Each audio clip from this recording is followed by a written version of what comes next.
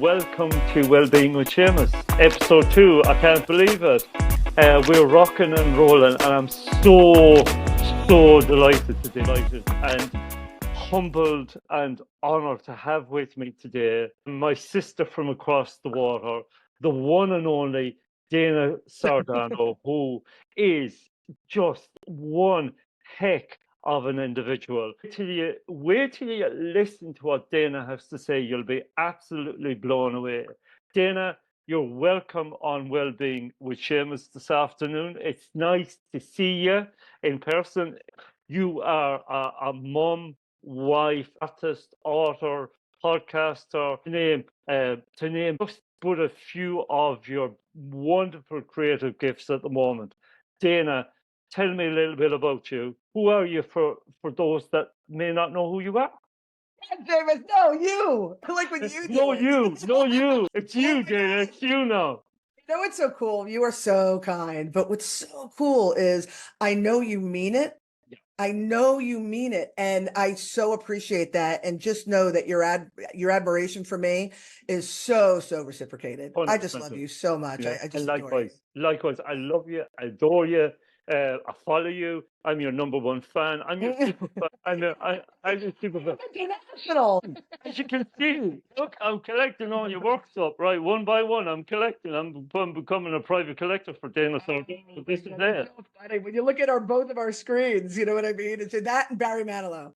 Yeah, yeah. I need to get a poster up here or something. I need to get a full size Marvel figure or something. Dana, tell the good folks out there about you. Who are you, Dana Sardano? My goodness. Well, I'm on your show because I adore you. We'll start there. Thank you. But just to give you a little bit of an insight into who I am and what I do, I'm a retired educator. I was in education for 20 plus years.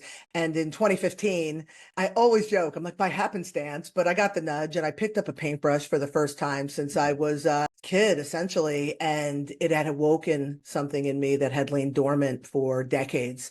And it felt good. And I followed that joy. I followed that bliss, and I continued to paint. And it just evolved. Oh my God, it was like a mushroom cloud, but it evolved into art festivals, which it evolved commissions, which it evolved into a website. And then eventually I opened an art gallery and intuitive lounge, because in this pursuing of my creativity, realigning with my soul's purpose, if you will, I went on this unintentional spiritual journey, which, oh my God, led to my selling my house and getting rid of my fancy car and moving out into rural area and leaving my job and, all of it. All of the stuff that when you think of like spiritual awakenings, like what that looks like, all the chin spittle and the white knuckling it and the freaking out, but all the joy and the love and the bliss that came after the fact.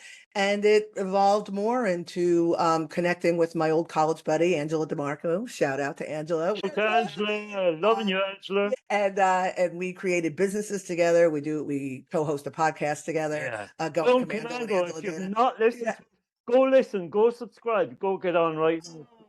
Thank you. It's the best. It's the best. It's the best. Yeah. And I've written some books. Now I'm doing the show on Ethereal TV, and I'm just following my creativity into the next thing that feels good. And then when that thing doesn't feel good anymore, I stop doing that, and then I do the next thing. And I'm sitting with you and just really living a fulfilling life of purpose, and then loving every second of it. Wow, Dana, you and I connected under, through extra, I suppose, normal circumstances, right? We were normal these days. It was over LinkedIn. It was a professional connection. One thing led to another. I found out about what you and Angela were doing.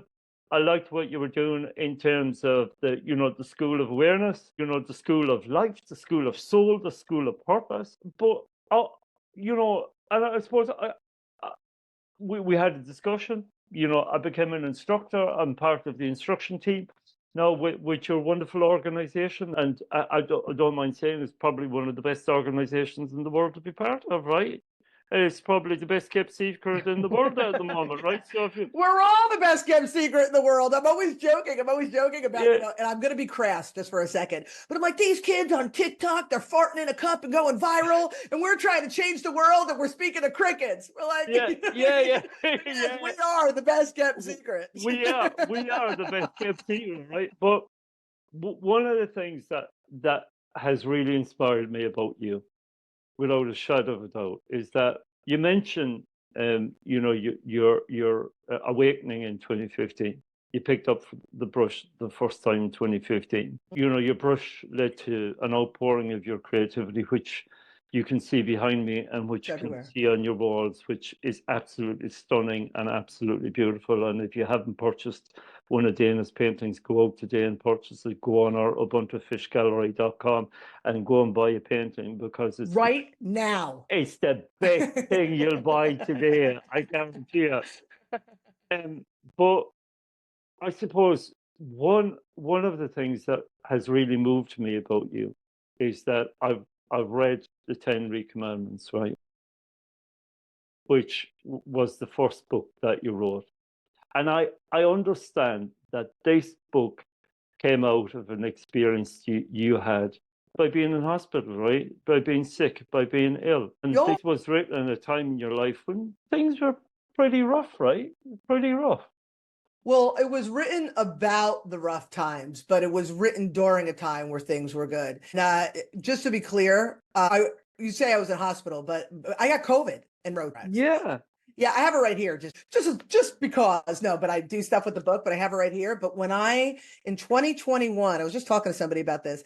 I was in the gallery. I was doing intuitive guidance, doing workshops with people and doing this kind of work. And so I was always utilizing my experience it was a train wreck, my previous experience in my life. And I figured out how to turn it around. And I figured out the formulas and patterns and the beliefs and all the things that created that train wreck. And remember, I'm an educator by nature, you know? So I would utilize my experience to assist others in what I was doing on a small scale. So in 2021, my whole family gets COVID. We drop like flies. You know, when you get COVID, you think you're going to die. You're like, the first couple of days are the worst. Horrible. And then the next couple of weeks stuck, but at least you get to like lay around. You know what I mean? So I'm not like I've always been very driven. Now I live like I'm all peace and freedom and that. But like I was very, very driven, and it would take like a tranquilizer dart to like, you know, slow me down. So I get COVID, basically, you know, brings me to a halt. And while I'm in bed, when I started to feel better, all the things that I would talk about, my guidance were like plopping into my head in these profound ways. So I would go into my phone and I would just kind of like jot down. I'm like, that's smart, you know? And then I'll get another one. Oh, that's smart. And then when I was feeling better, I'm like, let me organize it. Let me just like, you know, put in some kind of document because, you know, I'll use it in the gallery when I'm doing whatever I'm doing. And then I was like, let me write a blurb. And then I was like, holy crap, I think I'm writing a book. And then I wrote 10 Racks, but it drew on the really ugly experiences, like the really coming out of the trenches and coming into this light and love and fulfillment. So it is the combination of both. Yeah, absolutely. And what's moving about your experience is you don't hold back in 10 Rex about sharing your experience, right? One of the many things I love about you is your honesty, is your authenticity, is your transparency. And one of the things that really moved me in your book is you recognize quite clearly that your earlier life, you know, from as far back as you can remember, was a difficult period for you. You grew up, you know, when you were younger, you grew up in a difficult environment. Do you want to share a little bit about that in terms of that experience and how that experience in some way formed you or shaped you in some way to the person you are now? Sure. So when I talk about the recommendments, I do a whole thing on the prologue. My prologue is in 4 parts. Yeah. To be like, listen, this is just to give you the backstory. So when I talk about this and I, you know, share an anecdote, you understand why. But the first 3 recommendments, I'm focused on the first one is I shall not claim victimhood. The second one is I shall not become entrenched in my emotions. And the third one is I shall not allow toxic belief systems and disserving behavioral patterns to dictate my trajectory or my experience. So those 3 things are the basis of all of our foundation. And if we have traumatic experiences that the patterns or the emotions aren't reconciled, we carry these in through life. So one of mine, I'll just give you one, My mother, she was distant. She had an affinity for my brother. I have an older brother. We're from an Italian family, so he was like the prince, and I was, the second one. I don't think I was really wanted, and I was loud and I was difficult. And my mother, because she had her imbalances and her dysfunction and wherever she came from, she came across as distant, neglectful. Even I had a situation when I was now in my early teens where we call it abandonment. Like my mother left me, right?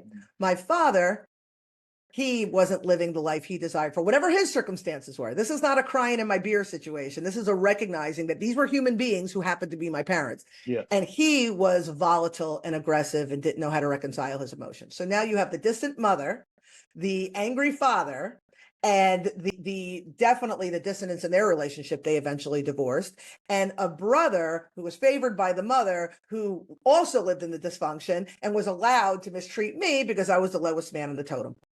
So, I mean, obviously we all have stories and like these extreme things that happened to us, but that was the overarching theme of me, developing. So what do I believe? My needs don't matter.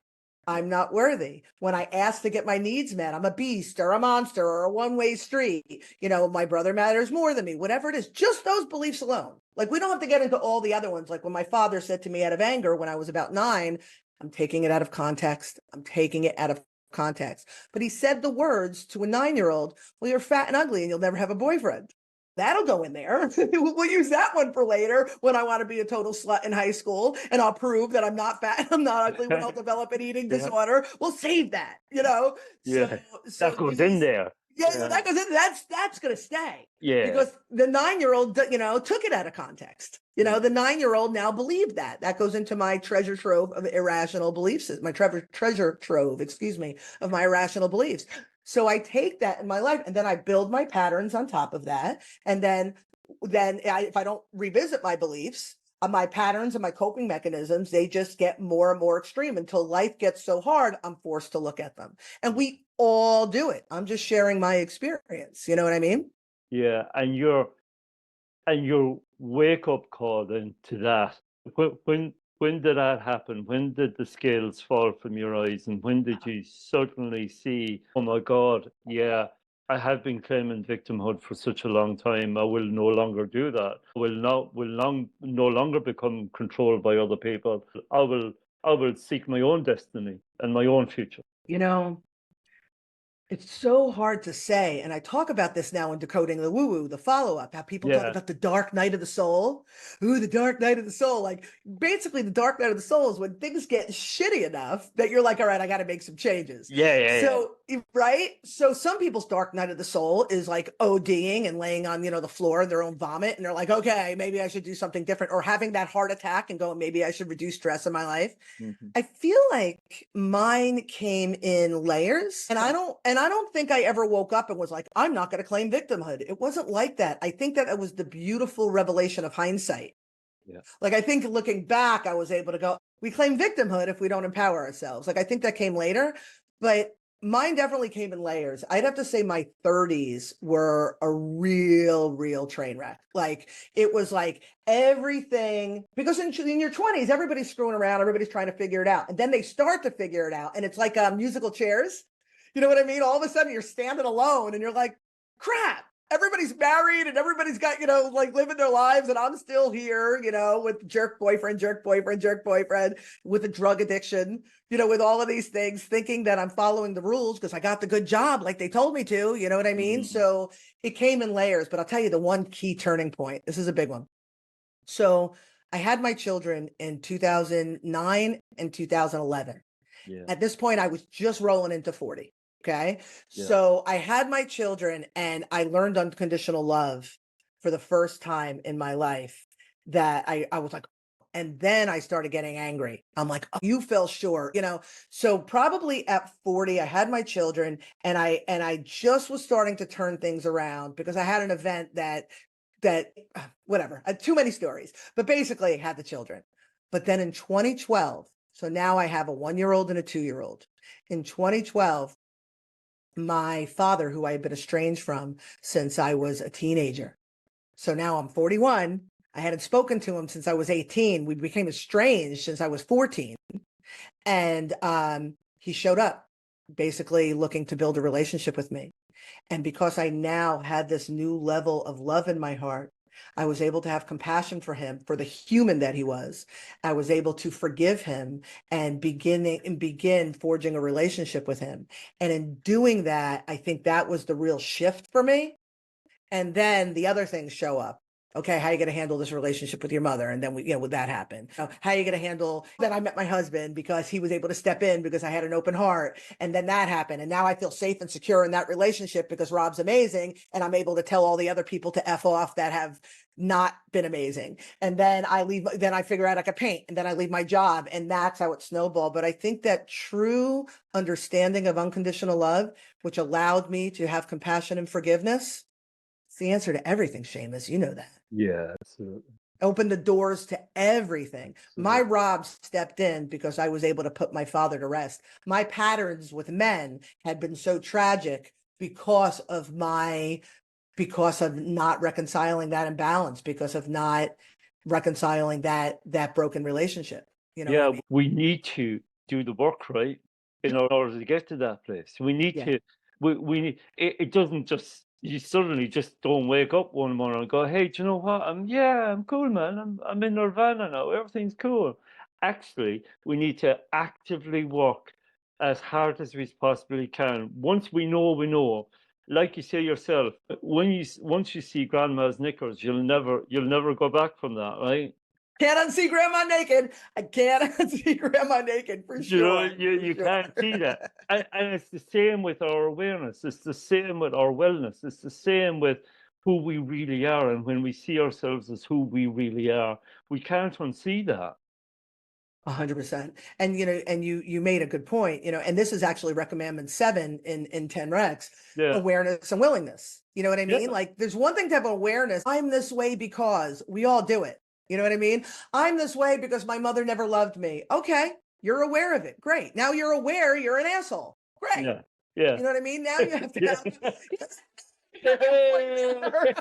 but then there's the willingness to do something about it. Yeah. You know what I mean? And Yeah. also there could be the lack of awareness. Maybe you know that there's a problem, but you don't know what to do about it.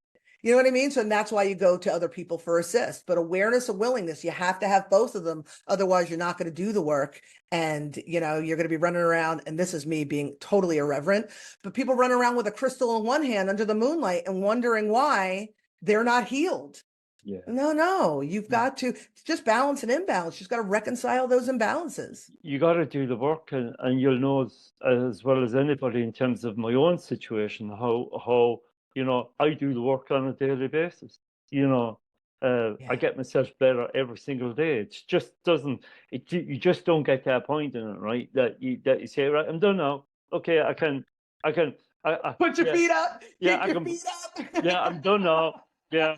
I'm perfect now. Don't need to do anymore. That's me. I'm done. I don't need to see this shit anymore. I just need to follow on through. Whereas actually, when you're in the know, you'll know quite right that it becomes a responsibility. It becomes a personal responsibility. It becomes my responsibility, not other people's responsibility, right?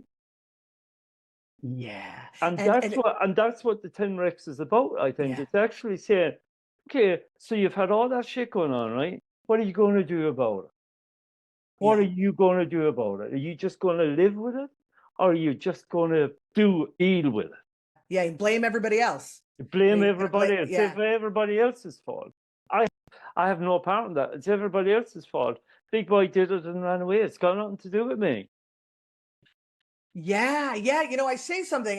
There's this beautiful quote in 10 Recs. I'm not going to try to search for it, but I say something about how, like, the dysfunction, it's been gifted. Like, it was gifted to me by people that didn't even know they had it. They didn't know they carried it, and they gifted to me. It was gifted to them. It Yeah. was gifted to them. People talk about breaking the generational cycles. People have asked me, what is your greatest accomplishment?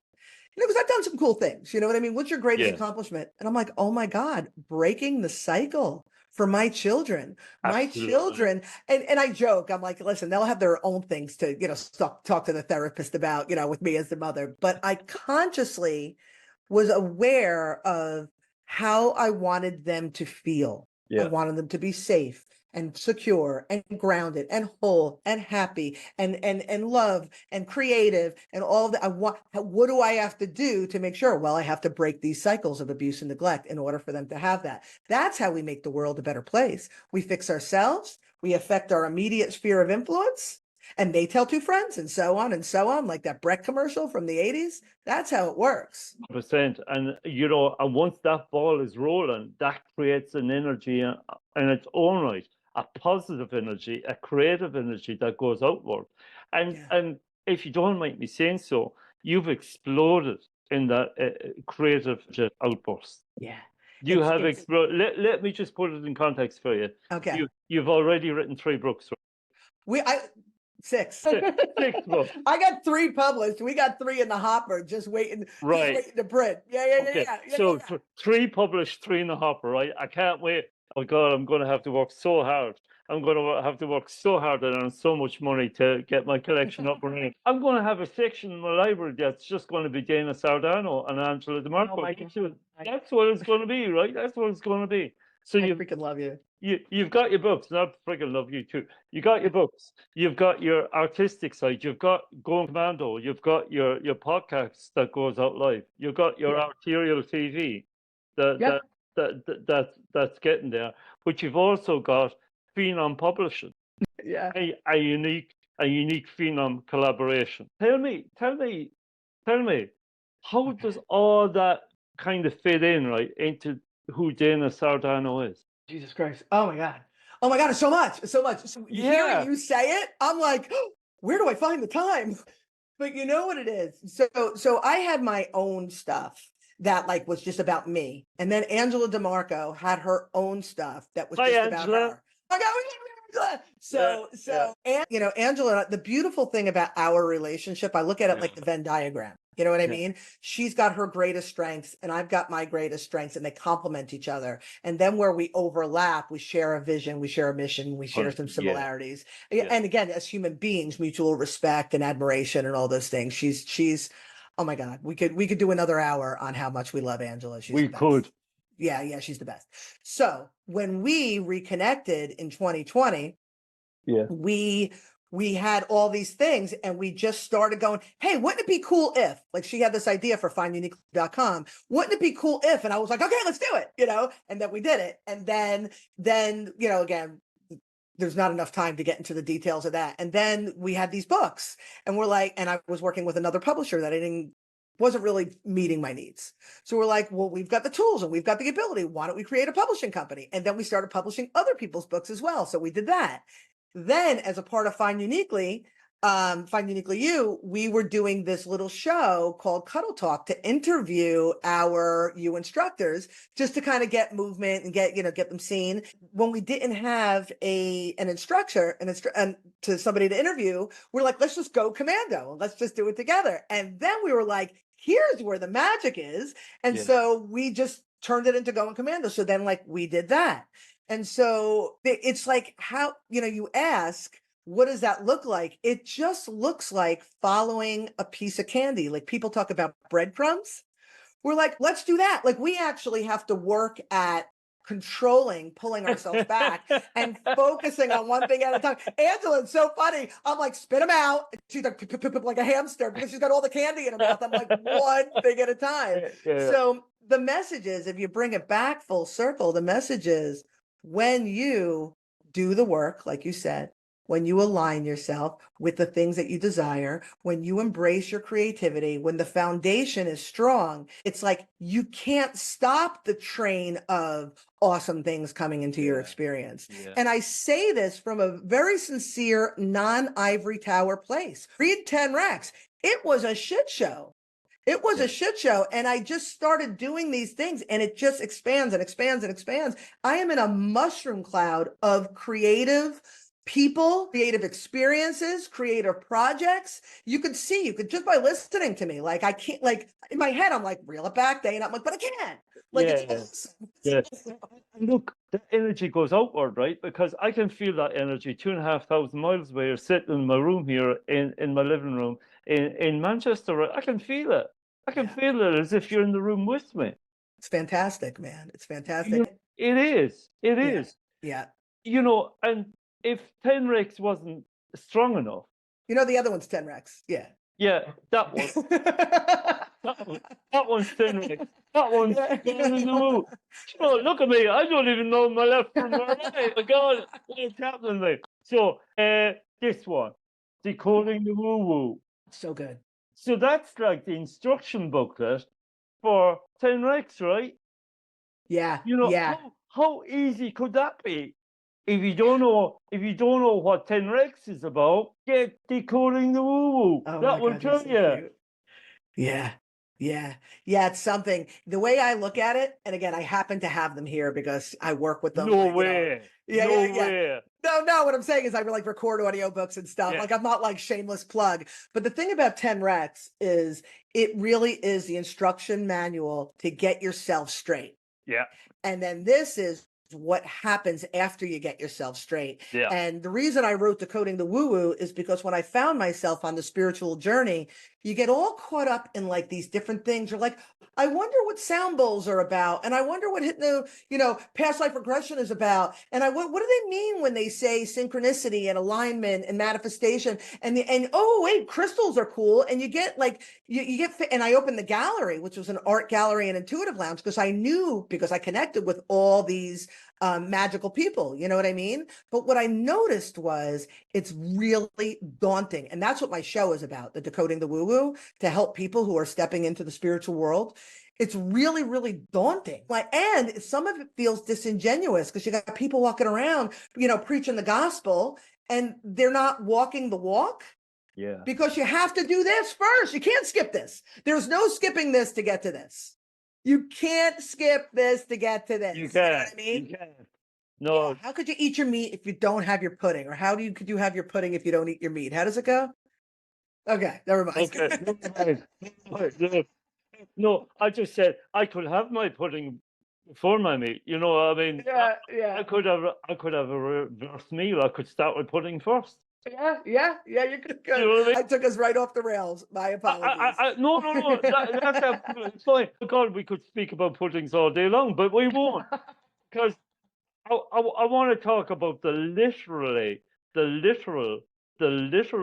amazing duality of these two books. When you put these two books together, wow, what a combination. Yeah, they really are. Do you recognize, Dawn? I've asked this to you many, many times before. Do you recognize, and I've messaged you before, do you recognize how powerful these two books really are? Yeah. Yeah. Yeah, I do.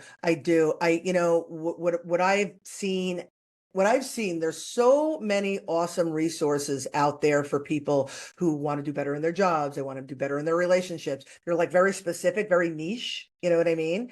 And it's like all of these doors, all these compartments, right? Of I want to do better here and here, or whatever it is. With my children, I want to raise my children better, whatever it is. And what people don't realize is everything just keeps going back here. Yeah. It's like throwing band-aids. I'm going to throw a band-aid on my situation with my boss. I'm going to throw a band-aid on my situation with my kids, and a band-aid on my situation with my relationship with my body, whatever it is. But when you get to the source of it, and you stop the bleeding from the source, you don't need all the band-aids, because it heals itself. It fixes itself. And that's why I understand the magnitude of this, and this one also, because once you do that, you find yourself here. And like I said, you find yourself in this world that you're like, what does this all mean? Yeah. And I'm just like, it's just an extension of you. Yeah. It's just part two of you. So yes, I do. To answer your question, I totally understand the magnitude. I feel weird myself, like when I tell people, I'm like, you got to read this book. You got to read this book. I'm telling people, you got to read this book. I'm looking at the camera lens now and say, people, if you've not bought the book already, and Dana hasn't paid me to say this, if you've not bought it already, go out and buy it today. Actually, buy the two of them, because you can't do one without the other. And that comes from the author herself. My goodness. Thank you for saying that, because when I say it, it sounds weird. It's like, isn't my kid gorgeous? And everybody's like, yeah, okay. All right. But like, I'm telling you, I've seen it change people's lives. And that's why I make so much noise about it. This is not about me. This is not about my ego. This is not about read my book. This is like, come on, let's all do this together, people, because that's how we make the world a better place. getting our shit together. Yeah, absolutely. And you know, case in point, use me as a witness. Dana, since the time I've known you, since the time I've read these books are changing my life on a daily Oh my basis. God, I love that so much. I love that On so a daily basis. On a daily basis. When you look at me as the person I am now, and you look at me a year ago, hey, listen, I've grown a bit, right? You're awesome, dude. You're on fire. You are on fire. I am, and that's down to taking on board the advice and guidance and intuition that's in these books. Oh my God, I love that so much. I love that so much. You know, so if it can happen to me, you know, another person from, you know, with his own little background, and I'm not going to speak about that today, who is now kicking it and zooming it and exploding out there into the digital world, not only has a website, not only has a podcast, but very, very, very soon, I expect going to have a book published. I wouldn't know any, you know, publishing houses that may take it though. You know, so I know a guy who knows a guy. I know. But what I'm saying to you is, this book is not a library book. This book is not meant for the shelf. This book is meant for your hand on a daily basis, because it will guide you, it will lead you, it will involve you, it will challenge you. Yeah. To look at what you're carrying. You need to offload some stuff. You need to work on some stuff, to move on some stuff, and you need to take a little bit of personal responsibility from some stuff as well, aka me, myself, and I, because it starts with me, myself, and I, doesn't it? Oh my, totally. And you know, as you're talking, I'm thinking about all the people that I have given the book to, because I'm like, you know, this would really help you. And honest to God, I know so many people that have like read like the first 2 pages and couldn't read it. And I never took it personally, because I understand that they're not ready. They're not ready. I met somebody else who had read the book. I didn't know her. I met her through somebody else, and she said she had read it. And what she said to me was, because I'm like kind of funny in it in some places, and she's like, yeah, it was a fun read. And I was like, she didn't get it. She didn't get it, because if you're not doing the work, then it's not fun all the time. The consequence of the work is fun. Yeah. You know what I mean? But when you're in it, dude, it sucks. Yeah. It sucks. And so I'm just trying to say, you're not in it alone. You know, that this is a person who's in it, who's been in it. And I'm just explaining to you how, you know, maybe ways, how I got out of it, essentially. So I know people are given the book and they just, thank you. So if you're ready, like, this is a plea, not really a plea, but sort of like a call to action. If you're ready to make the changes, if you're just tired of the bullshit and what you're seeing around you in the world and want your little microcosm to be better, bigger, stronger, then this is the book for you. If you're not ready and you're still watching the news and pointing the finger at everybody else and picking sides, then maybe you should put this one aside and read something else. Yeah. I'm just saying. I like that. I'm going to use that as a clip. Right. That can be your promo clip, right? Read the books. Read the books. Love it. Be ready. Read the books. I love it. Be ready though to change your life. If you want to read these books, be ready to have your life change. If you pick up these books, you know, you're absolutely right. They should come with a very positive health warning, and the warning is, this stuff will change you if you take it on board. Yeah. Yeah, I got to tell you, Seamus, your ability to see me, and your willingness and your openness to everything that comes with this, you know, the books or whatever it is a true testament to the purity of your soul. It's a true testament to who you are. Oh my God. You know, Angela and I both, we adore you, because you are one of the very, very, very few real people. You're just, you're special. And that's why you were able to open it and read it and take something from it, because of the purity of your soul. I take it in every day, Dana. It's like part of my therapy on a daily basis now. Yeah.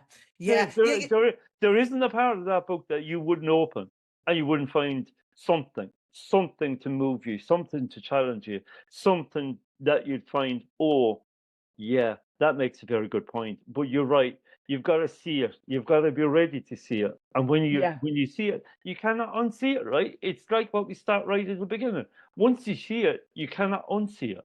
Yeah, 100%. And how people people who read the Bible on the daily and they read because they go to passages that they find inspiring. Yeah. Sometimes they read that same passage several times. And it's funny because, and I want to bring up a deck of cards and talk about them with you for a second. But what I find, because there's 10 commandments, I think the first time you read the book, it's in your best interest to read it from start to finish. Yeah. So you get it in its full context. But there might be a day that you need to read the 6th commandment. And the 6th commandment is about judgment, attachment, and expectation. And you need that reminder. Commandment 10 is about love versus fear. And maybe you need to be reminded of where you are holding on to fear in your life. Yeah. Commandment 5 is about, contentment. Oh my God, I can't believe I'm remembering this. Commandment 9 is about being able to see the big picture and not focusing on this, what's right in front of you. Microcosm, yeah. The microcosm. So there are moments like reading the Bible chapter and verse and pulling that same verse that inspires you. It may be what you need. But do you mind if I show you something really quickly? Absolutely, fire on. Okay. It's your floor, Dana. All right. So I've been referring to these cards a lot lately, and I want to pull one for you. Okay. Talk to me about the cards. What are the cards? Okay. So I created this deck of cards. We're going back about 5 years with my dear friend Anne-Marie Scorti. She's a trance channel, and she channeled in her meditation these beautiful messages of empowerment and wisdom and inspiration. So we came together, and with my artwork. Stunning. Absolute. So with my artwork and her beautiful, empowering channeled messages. So I want you just point one out. Tell me when to stop. Stop. This one? Yeah. Okay. This one's so good. Okay. So this, just so you know, she's actually hanging right there. Her name is Maliki. And she's actually, if you look closely, she's a tree goddess. In the picture, it's hard to tell. You can see behind me where she's kind of connected to the tree. When I bought the gallery, there was this beautiful, gigantic and elder banyan tree in the back. And it felt like it was watching over the gallery. I was so taken with this tree. Everybody was like, when they would come to the gallery. And so the first painting that I painted in the gallery was Maliki, goddess of the forest. Fantastic. Okay. So here's the message. A pat on the back. Your journey is a transformational process, but it is a process in the truest sense. It requires work that cannot be done for you. I know. Allow yourself to recognize the transformation within. You will see the differences surfacing. Then, on a conscious level, acknowledge your growth to yourself. Give yourself a pat on the back. It is your reward to yourself. There is no punishment, only rewards. Channeled by Anne-Marie Scorti. Wow. Isn't that good? Wow. Yeah, got to do the work. But what we do is sometimes we beat ourselves up and we're doing the work and doing the work and doing the work. Take a breath and appreciate how far you've come. Yeah. Every once in a while, I do where was I a year ago? Where was I 2 years ago? And I'm amazed at you just said a year ago. You're a different guy. You're on fire because you do the work. Yeah, right? And gosh, you've been a fighter too. Yeah, it's a beautiful thing. You do the work, man. You do the work, and when you do the work, you're absolutely right. Sometimes we're so focused on the journey and so focused on the destination, right? And so focused on where we want to get to. We forget that we're on a journey, and sometimes it's good, right? You know me, I go to Scotland quite a lot, for work and for travel. But I like stopping at a motorway service station because you're off the motorway. You can take a break. You can chillax a bit. You can relax a bit. You can have a cup of tea. You can get a cake. You can get a cake at a service station, which is wonderful. But it allows you just to take that minute and say, "Oh wow, I've done half. I've come halfway, right? And I've got halfway to go." So you can rest, reset, reconfigure it, and off you go again. And you're right. In doing the work, that sometimes we hit ourselves with the stick because we're not there yet. What we should be looking at, how far we've come. 100%. How far we've come. And and as that beautiful card said, you pat yourself on the back.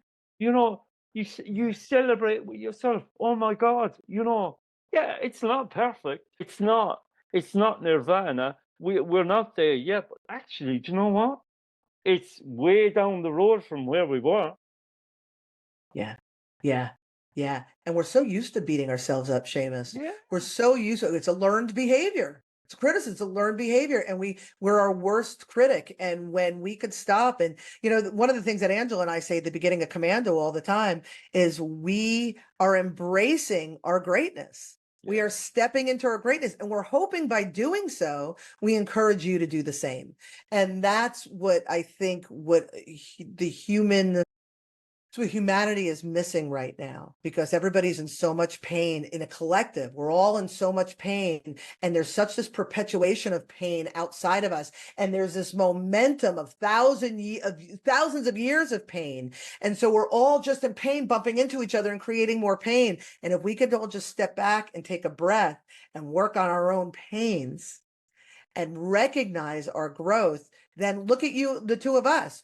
You and I were shot out of a cannon because the energy of our individual growth is so strong. We come together, it's exponential. So think about if everybody did that, then the pain would dissipate, because the light, the joy, the energy, the positive energy, it swallows that. You know what I mean? It's far greater than that. It is. So yeah, everybody take a second, look at yourself, look at what you've done, look at what you've overcome, and give yourself a pat on the back. And then we move forward. Have some cake even. Have some cake. Step off the motorway of life. Have some cake. And while you're there, while you're sitting there, take a look at the 10 Commandments, the 10 Rex. Read a book. Read a book. Read a book. You got to read this one. Oh my God, you're so cute. You're so before you read this one. Dana, we could talk for hours. We could talk for hours. And, I wish we could. I suppose what I want to ask you is that if you imagine somebody out there today listening to this podcast, who's stuck and doesn't know where to go, what would you say to them? Oh my goodness. When you feel stuck, it's like no matter what anybody says to you, you don't understand because my situation is different. Like that's how it feels. Like I've been given advice about 1,000 things, and my situation is different. But anybody who's out there who's feeling stuck, yes, your situation is unique to you, because we are all unique individuals having our own unique experience. But the pattern of your experience, the causes of the experience, the psychology behind your experience, it is universal. And if you understand that you're not in it alone, even though it feels that way, and that there is a way out, and people do understand, and it begins with understanding, believing that you can move forward, you can get out, then you are open to the assist, you're open to the information, you're open to the opportunity for growth to be what's next. So my blanket advice for somebody who's way, way, way back here that's stuck is it starts with you believing you can get out, and then everything else will reveal itself to you. Yeah. Wow. Wow. Powerful. Dana, I love your authenticity. I love your transparency. I love your down-to-earth approach. I love the way you write. I love the way you paint. I just love absolutely everything about you in terms of your humanity. It's been a wonderful, wonderful experience having you on my show today. Honestly, I don't know if it can go on after episode. I smashed it after episode 2. I know I've got other people waiting in the wings, and now I'm thinking maybe, this is it. This is the Right. yeah, thank you. No, Seamus, I'm sorry, I didn't mean to interrupt you, but I'm only as good as the company I keep. You know what I mean? Like I said earlier, you think I'm so great because you see you in me. yeah. You know what I mean? I absolutely do. So I would say to everybody listening today, if you've not already bought the 10 Commandments, if you've not already bought Decoding the Woo Woo, please go out today and buy it. Oh my Please, goodness. please go out today and buy it, because of all the books you're going to read this year, you're never going to read two more powerful books ever in your whole life. That is if you're ready to be moved. That is if you're ready to be changed. That is if you're ready to become more aware of who you are and your own unique potential and who you are as an individual. Other links I'll put on this webcast, this podcast, this podcast this afternoon. There will be links to Angela's Ubuntu Fish Gallery.com. There will be links to Going Commando. If you want to listen, if you want to listen to two wonderful people talk about how not to be cheese bags, go and listen to this podcast. All right, I try not to be a cheese bag every single day. Sometimes it works and sometimes it doesn't, right? Go listen to Going Commando today. Angela and Dana's other works include Phenom Collaboration, finding uniquelyu.com. The links are awesome. The links are out there. I could mention them all day. Just go look them up, connect with these people. Absolutely amazing. Dana, it's been honestly the highlight of my podcast career. Yeah. That's awesome. Have you on my show. The difficulty, as is the difficulty as you've experienced with 360.com when we connected there, is that it's very hard to follow you. My God, you flatter me. I'm like sweating at this point. But it is very hard to follow you. I'm left with a whole lot of decisions now. Who follows Dana in terms of the next episode, right? You're so cute. Yeah, you are just amazing. Dana Sardano, thank you ever so much for being on my show today. Thank you for your time, for your energy, for your beauty, for your humanity, for your authenticity, for your creativity. Keep creating, keep getting the message out there. And I, from my small part, will continue to act on your behalf as ambassador in the UK for Dana Sardano to ensure that the message goes far and wide across this beautiful planet of ours so that everybody can connect to the beautiful energy which you give out. My God, Seamus. Mwah! I love you. You're the best. Thank you.